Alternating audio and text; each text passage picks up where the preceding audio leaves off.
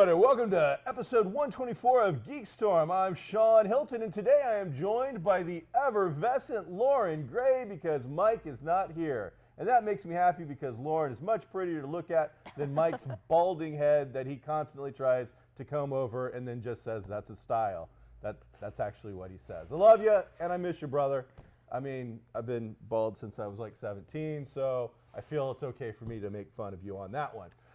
So this week, we're going to be talking about the Rogue One sneak trailer. We're going to be talking about some Walking Dead shenanigans. Yeah. We're going to be talking about fanboys losing their minds, about everything. And then we're going to talk about petitions and why people with petitions are sometimes stupid. Lauren, what is the geekiest, happiest part of your week this week? The Rogue One trailer. Rogue One trailer. Yeah. I got to say, I was, Rogue One, I kind of want to see it because it's going to be different. And then I saw the trailer and I was like, oh, fanboy, that's so cool. Yeah, well, we were talking about it earlier, that I don't think people realize just how much they wanted this movie until you saw the trailer for it. I think I'm more excited for this than I was for episode 7. I agree. I am too. It's just fantastic. You know, we got our first look at Jenner, so we have, we saw one of the Grand Admirals, Ben Mendelsohn's character. I saw somebody who may or may not be Palpatine, may or may not be Darth Vader, kneeling before, the tank. Now, how did we get, was it Mon Mothma? Mon Mothma, yeah.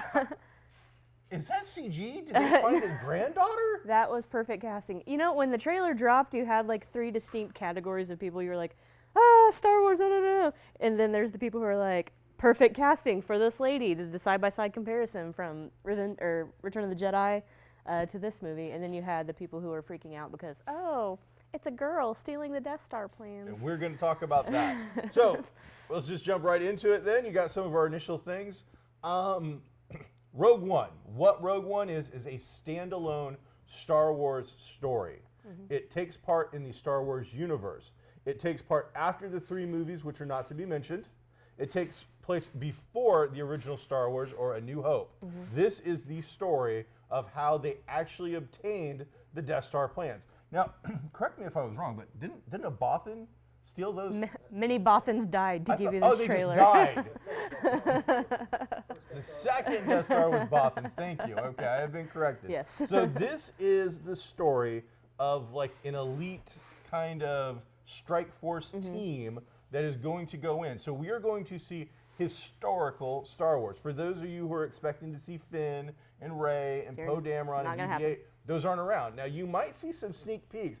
I expect to see some kind of sneak peek or at least a mention of the name Lando Calrissian. Yes. I don't see how you talk about all these weird things and not have one of the best smugglers of all time. There's talk about that. There's talk about a CG Grand Moff Tarkin. Okay. There's talk about Hayden Christensen showing up as Darth Vader with James Earl Jones as the voice.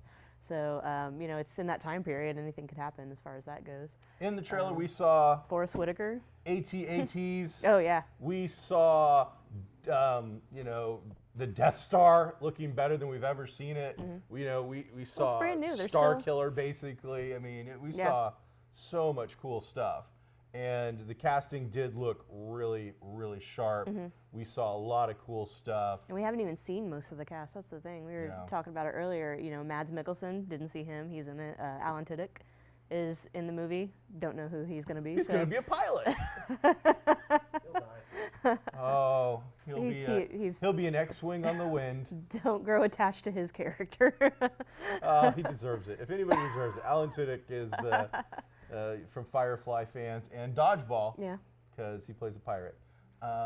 I'm super excited. It looked really good. It got me in the 90 seconds or whatever we got of a teaser trailer. It did exactly what it was supposed to do. Absolutely. It got me really excited to want to see this movie. I'm glad it's this December, not next December. Oh, yeah. I'd be so mad if it was next December. I want to see this film, and I've wanted to see it. As much as I really enjoy the whole Star Wars, thing of what it is, because it's its own thing at this point. The continued history for me, sometimes a little like, I don't care who Rey is related to. I don't care if she's got midi-chlorians mixed in from 3 different clone batches or something. That doesn't matter to me. Yeah. I like to see all these things as complete stories amongst themselves. This is going to be one story. There shouldn't be, now, I don't know that it'll get continued or not, but it's it's done. It's a one and done. I suppose if it makes a fortune and everybody falls in love with some of the characters, we could see them maybe get spinoffs later on. Yeah. But the idea is that we don't have to wait 9 years. If you can get to December and live, you get to see the whole thing and be done. Yes. And that excites me. Now, let's get into the sad part. It appears that the main character is another female character who looked really cool, has got an incredibly fun line about it's rebellion, I rebel. I was like, oh, that's funny. It felt good. It felt right. People are losing their minds. Unfortunately, it appears to be fanboys with testicles losing their minds that can't give up the fact that for the last, I don't know, 40 years of fandom, they've controlled the sandbox and now they have to play with girls. Guys kissing girls is good. They don't have cooties and it can lead to fun stuff. So I don't understand why all of a sudden we're losing our minds that there are some female leads. But man, they are getting vehemently vile with some of the stuff they're spewing. Yeah, it's awful. Sci-fi has been one of those genres where you can have a strong female lead and it works and it draws, money. Hey, guess what? Females are demographics too. We have money and spend it just like everyone else. So I think they're finally starting to realize that, Hollywood and everybody. So I don't know why they're, all the other Star Wars, Ripley, all of the other Star Wars movies, episodes 1, 2, and 3, episodes 4, 5, and 6, main character, males. Most of the cast, males. So now I don't know, someone had said they're turning Star Wars into just an all-female thing. Well, it's not. No. They're Poe Dameron, it appears, still out there. Yep. Finn is still out there. Han Solo is still beloved, even though they couldn't find railings for the Death Star or whatever, the Star Killer base. Chewbacca, guys, come on, move over a little bit. Make some room. There's plenty of room for everybody to play in this sandbox. And you know what? If for once your wife or your daughter has somebody that they can legitimately root for, that they're excited about, then what's the problem here? I don't have, I guess, this hang up. I am a very open-minded geek. I don't care. Is she fun? Is she exciting? Is she going to do cool things? That's all I care about. In the grand scheme of things, it doesn't matter. That's my whole point.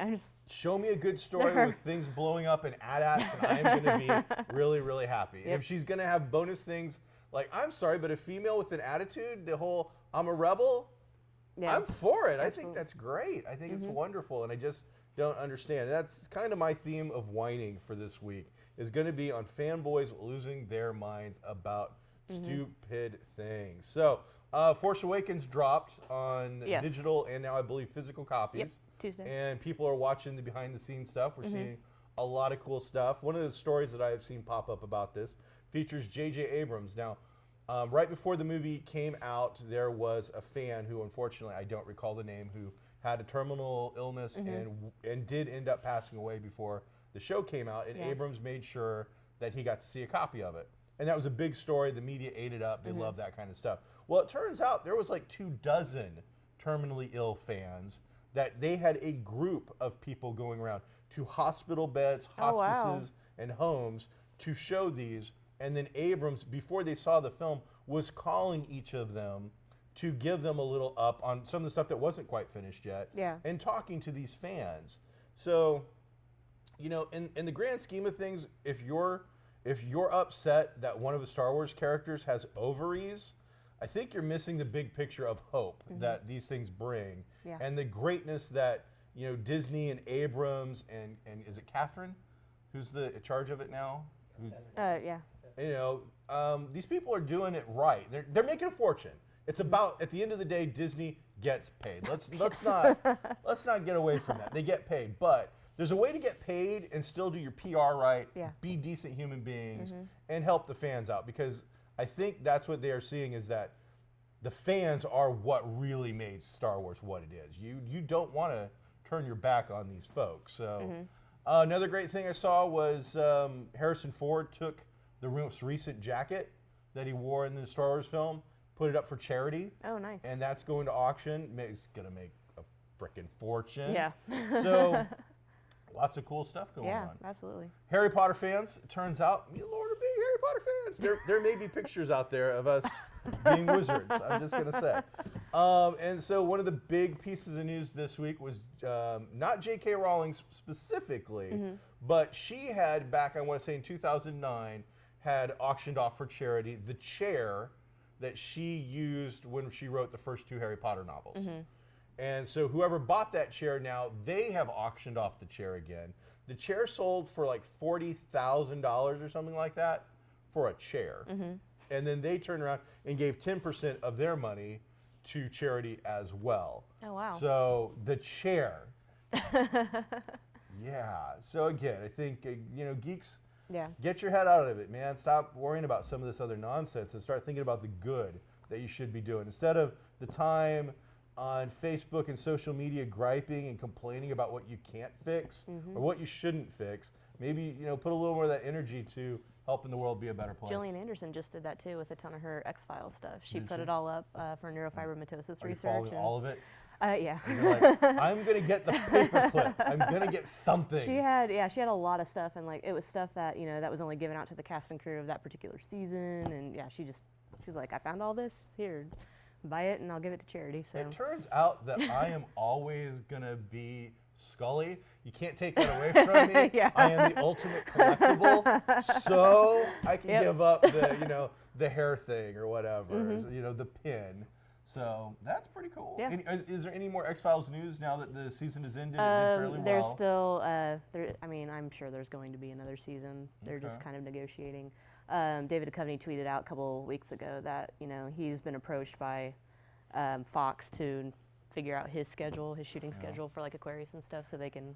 That's cool. Everybody can meet up. And then they offered him $150,000 an episode, and then she got got offered $25,000, something like that. That's just ridiculous. I mean, it's 2016. The fact that they still have to do that, and then we're still having people arguing over, hey, why is the lead character a female? It's 2016. We should stop. People have an opinion about everything, and about that, let's talk about some Walking Dead. Okay. Because you want to talk about something that people had some opinions about. Yeah. So, season 6, I think, just ended, and in it was one of the most interesting, worst, weird seasons ever. This is one of my favorite shows. I watch all the episodes, but it's also the one show that makes me become just this nitpicking fiend. And I don't understand I think everybody becomes a nitpicking fiend if you judge the internet reactions from. Just like the whole first season, the whole first half of the season with that horrible plan of zombie parade. I call it the zombie Disney Main Street Parade. It just didn't make any sense, and that whole thing just kind of took me out of it a little bit. In the middle of the season, we had a great thing with Glenn that freaked people out. Is Glenn dead? Is Glenn alive? How would Glenn survive? Blah, blah, blah. And so in the middle of the season, they gave you this great bit of stuff to chew on, some water cooler talk. Well, it turns out we've all known for a while that Jeffrey Dean Morgan of the Grey's Anatomy comedian from The Watchmen, Grey's Anatomy, the father of the Supernatural boys, the leader of the Losers from the DC movies, fairly well-known actor. P.S. I Love You. My wife loves that movie. I just love him. He's a sexy beast. He is. I'm a pretty straightforward heterosexual male, but you know what? I would cuddle with him. Hello, is it me you're looking for? He's doing it right. I'm sure most people He's a hottie. I give that one up.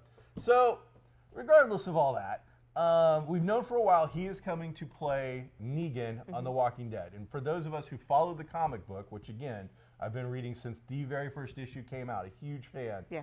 This is the most vile, horrendous bastard ever put onto the comic book page. Awful human being. Hitler, I don't know, is quite up to the level of Negan. Yeah. And body count, yes, he gets it, but actual like glee and joy of which this guy takes in the things that he does. He is written almost like a Stephen King character with a comic book bent. Yeah. The things that come out of if you think His that mouth, Abraham says some weird things, the stuff that Negan says is just They won't be able to put half of his dialogue from the comic on screen. I can only hope that we're about to see the first, just completely, we're having to film 2 scenes, one for television and one for direct-to-video, DVD, yes, absolutely. uncut, uncensored, because the stuff that he F-bombs will say, flying. the F-bomb is just a comma for this character Yes. with a giant smile. Like he is like he walks out of a McDonald's commercial from the 80s selling Happy Meals of death and destruction. With It's Lucille like, on his oh, shoulder. Yeah. Hey, kids. But all right, so the idea is we knew it was coming. Yes. It was advertised.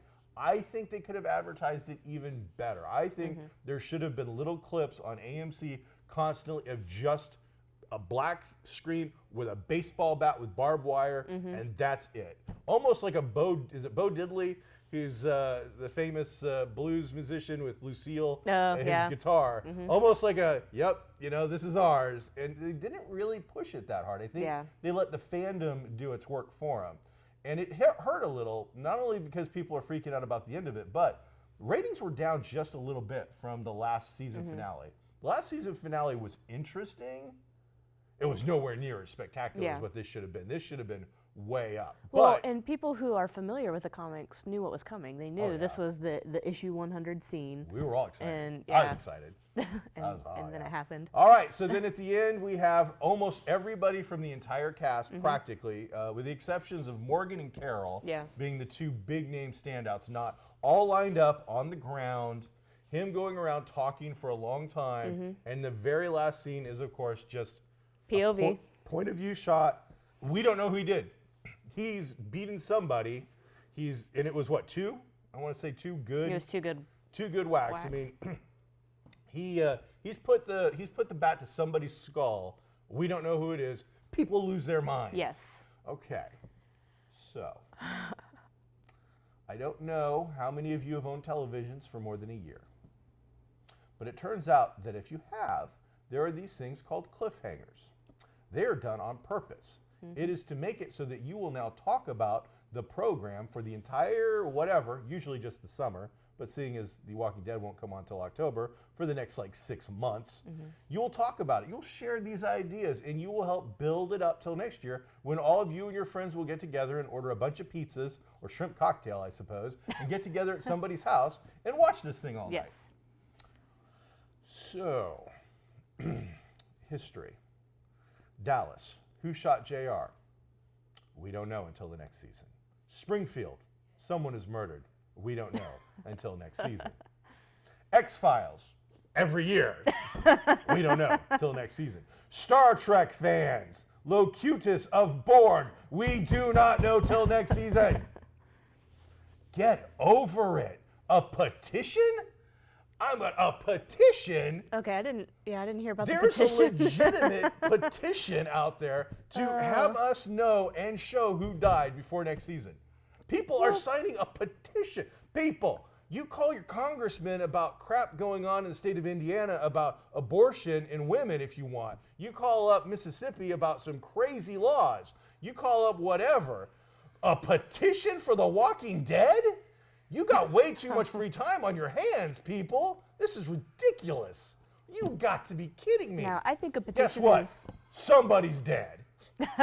Okay, they're dead. They're dead. Somebody, and in October, we're going to find out who, and it's going to be fun.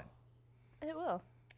I think a petition is a little much, but to play devil's advocate on the cliffhanger thing, I do feel like everybody uses it and it is a little overused in terms of TV. Walking Dead is one of those shows that you have a fan base, you have an established fan base, you can probably get away with showing that scene in its entirety, have like a red wedding in the Game of Thrones moment, and just have people just completely shocked, like, oh, this person just died, is completely dead. But, they went the cliffhanger route, and that brought out all of the internet detectives from Reddit and Imgur. I've watched it from the JFK special angles. People have created diagrams of, like, Michonne was here, and Maggie was here, and blah, blah, blah. And then, based on him walking. What's the action figures all set up? And then they're like, it was Maggie that screamed, and you could barely hear Glenn say, and so it's got to be Glenn, and someone else is like, no, it's Michonne because blah, blah, blah, and other people are like, no, it's Daryl because of this, and... Let me help you out. It's... They haven't filmed it yet. I don't believe they have. I don't think they're going to. Guess what? If the guy who plays Abraham goes on some horrible racist bent, gets drunk, runs over a thing of nuns, it'll be him. Yeah. Because they can do that. Now, personally, I'm still, my money is on Maggie. I want Maggie dead. I think, I don't have any problems with the actor. It's not because she's female. It has to do with a lot of logistics, which normally I would explain, but we don't have that much time. I think that she is the most powerful character to kill. The most shocking. It would crush people. Yes. You would have an actual arc now for Glenn, who people do love, a change of character for him, something exciting. Plus, logistically, this is what Judith represents in The Walking Dead. Here, Lauren, hold this baby for a scene. Or an entire episode. Or if you're the poor blonde chick, an entire season until we kill you. So what are we going to do? We're going to add a second baby and go, here, Lauren, and other guy, you get to hold a baby for an entire episode. No, I don't think so. Yeah. I don't want it. I'll tell you what is going to make me angry. This is really the only thing they can do, I think, that would actually make me angry, if it's Aaron. Yeah. When they had Aaron all of a sudden get on the Volkswagen bus or whatever, the Winnebago, I'm like, are you kidding me? Why is he getting on the bus? What? Oh, he's the out. He's the one guy that you can kill in that scene.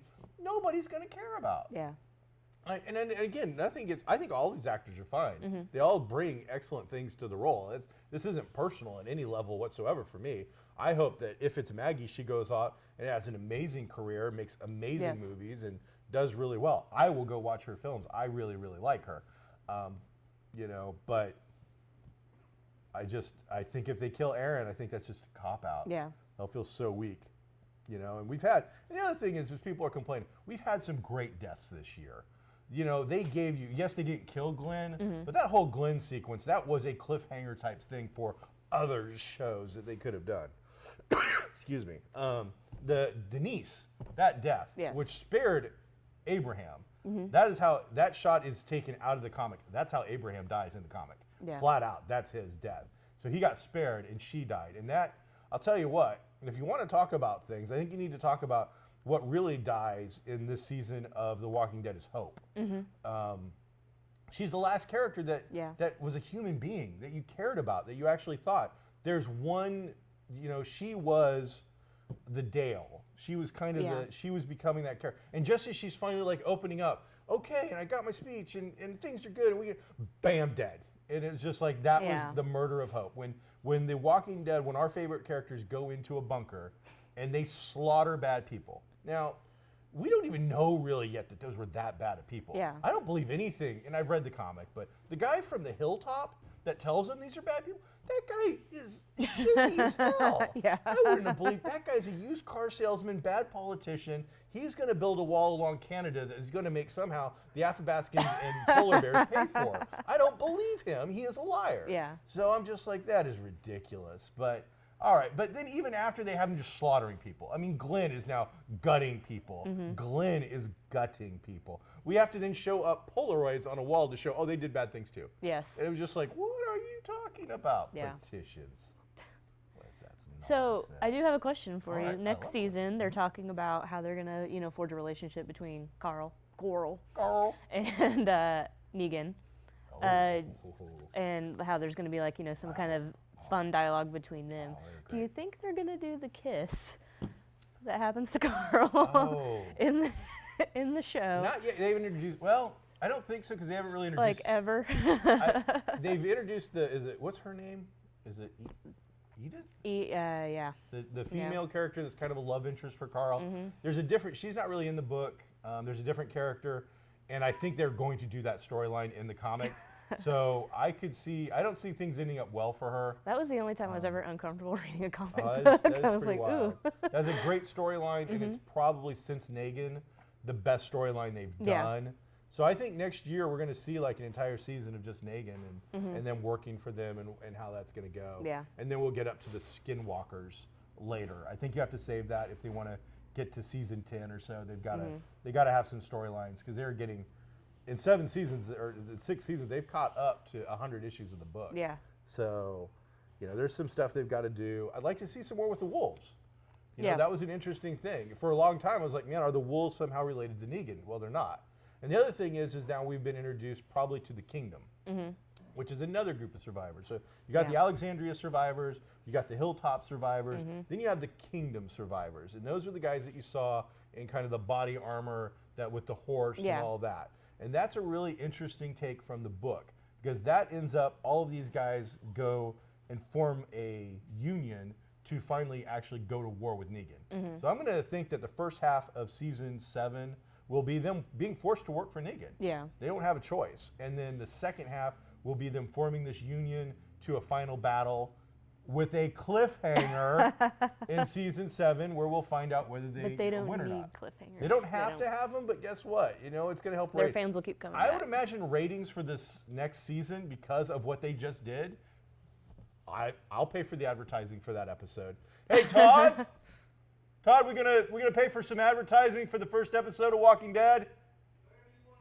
Yeah, we'll probably be calling somebody about putting an ad on that episode, because everybody's gonna watch it. That is true. So that's, oh man, some cool stuff. It was a good thing. Then I don't think you're not the CW guy. Yeah, I am not. All right, so man, they didn't bother with a cliffhanger. They just killed off a major character in Arrow. Wow. You don't want to be a Black Canary on the CW. You killed off the original. You had her sister come in. They brought back the original, and she's all mind screwed up and bad. Now they just, spoiler, they just killed off the second Black Canary. And dead, gone dead kind of way. Crazy, crazy stuff. They're just making odd choices that I see. Like now, I have no desire to see Batman versus Superman and just the whole DC universe as a whole. Like they, I just read they gave up the rights to, I can't even think of it now. It's an anime, the Death Note. Death Note. Okay. They had the rights to do a live-action movie, and they decided to. Warner Brothers? Yeah, Warner Brothers. Oh. They decided that, hey, nope, we're gonna let that slide. Netflix picked it up because they wanted to focus on the DC cinematic universe. Nice. So maybe something will come of it. That'll be interesting. Yeah. I don't know. Yeah, there's a lot of stuff going on right now. You just had Netflix come out and say they're going to do She-Hulk, Moon Knight. There were 6. Were there 6 of them? Yeah, and they were all really random. Like, why would? Why can't I not remember these all of a sudden? It's because I'm sick and I'm medicine. She-Hulk, Moon Knight. There were 6 of them, and I can't believe I can't remember what they were. I was so excited. I think they'll draw audience though. Oh yeah, like, they'll be huge. Every single one of them. Yeah, absolutely. It's just incredible. But I mean, they've just went from, Daredevil, Jessica Jones, Luke Cage, and Iron Fist 4 to jumping on 6 new ones. That's huge budget. That's a lot of Marvel television, and they're all kind of street level characters again. She-Hulk, but I got a feeling with She-Hulk we're not going to see She-Hulk nearly as much as we were going to see the lawyer aspect. Oh yeah. She plays she in the Marvel universe. She's a well-known, respected lawyer, so I expect to see that. The one that surprised me though was out of all these 6 that they just announced, which why aren't you looking these up for me? You could help me out a little bit, Mr. Myers. You could be the producer guy like Netflix. What, you're listening? What are you? Regardless, Punisher was not mentioned. Yeah. How is it people are losing their minds about the Punisher right now and how amazing it is, and we're not getting a Punisher series? It would. How is that even possible? It would be fantastic on that medium, that front. That's just like, crazy. And then another channel. Tom Hardy would be a great Punisher. Yeah, there you go. They're talking about Cloak and Dagger getting picked up for Fox Family kind of thing or something. Family, one of those almost like Hallmarky channel things that have brought you all kinds of weird stuff like the Fosters and stuff like that. So they're talking about Cloak and Dagger, which is a really strange story between a young girl and a young man who end up getting experimented on, which brings about their mutant powers. It's a love story. It's based around drugs. I mean, I'm curious as to how they're going to handle it. It could be really, really interesting, really good stuff. And so, man, just so much coming out right now, though. So, yeah, crazy. Here's where I make not friends with Lauren. So I've just started watching Fringe recently. I think Fringe is better than X-Files. And here's why. Well, have you seen the entire series yet? No, I haven't. Your opinion will change. I'm only up to season 3. I loved Fringe, and then Season 2 is better than anything. I love season 2. Season 2 gave me so many cool monsters of the week and mutants of the week and a great story. But I think my big thing comes down to I never enjoyed aliens in X-Files, which is what the whole hierarchy, the mythology is the about. overarching story. And yes. that I didn't like. Monster of the Week I loved. Aliens I didn't love. Parallel universe that's similar to our universe though, that I can wrap my head around for some reason. That I'm like, oh, yeah, that makes sense. I get that. That works for me. So I don't know why. Did you guys find my 6 shows yet? I don't think that's accurate. Oh, really? Remember Mike and I had that back and forth on Facebook? Yeah? All right, so we're thinking that might be false right now. All right, so that's just rumors. I apologize. The Netflix thing right now is just rumor. I can say, though, that the Cloak and Dagger thing for the family show spinoff thing is a legitimate. And that I said that'll be interesting because it's a interracial love story. Yeah. It's mutants, but we'll see if they call them mutants now because of this other thing. It's drugs inspired. These are 2 very rich, in-depth characters that will be very interesting to see. And then before we go, I think we end with some fun stuff. Cumberbatch running around New York City As dressed Dr. as Strange. Dr. Strange, going into comic stores and hanging out with comic fans. and How buying cool is Doctor that? Strange comics. How Yeah. cool is that? You know, regardless of this whole Marvel DC fanboy thing, which we don't have enough time for me to get into and rock some heads on that one right now because I'm over that as well. Yeah. You know what? Marvel's doing it right. You know, regardless of the movies and whatnot and what you thought of Superman, Batman versus Civil War. You know, when you've got a guy as big as Cumberbatch running around New York dressed as after shooting and just going and hanging out with fans, Yeah. that's just showing you that, you know, these guys, their PR, it's tight. They know what they're doing. They're getting it out there. And he looked amazing. He did. Oh. Oh, I want him. I would really love to have seen a comic convention with him just walking into the cosplay contest going, Yeah. what, really? I'm glad that you Yep. dressed like Galactus, buddy. But guess what? When it comes to authenticity, I win. You can't.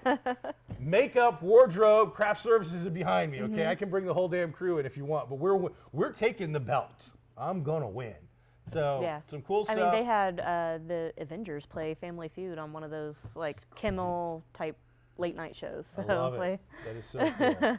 All right, I think we're out of time, but next week we'll talk a little bit more about the real Civil War, which isn't the new Captain America movie. It appears that the new Civil War is the Geek Civil War, where fanboys are deciding to take up arms versus Marvel and DC movies. Yeah. Suicide Squad reshoots are coming up. Oh, yeah. What the hell is going on there? Are people losing their minds? Wonder Woman's date just got moved up a week. So DC, what's going on? We'll talk about it next week on GeekStorm. I'm Sean Hilton. This is Lauren Gray. Don't forget to come down and shop at Geek Street. We'd love to have you. Thank you. Have a wonderful day. Be groovy.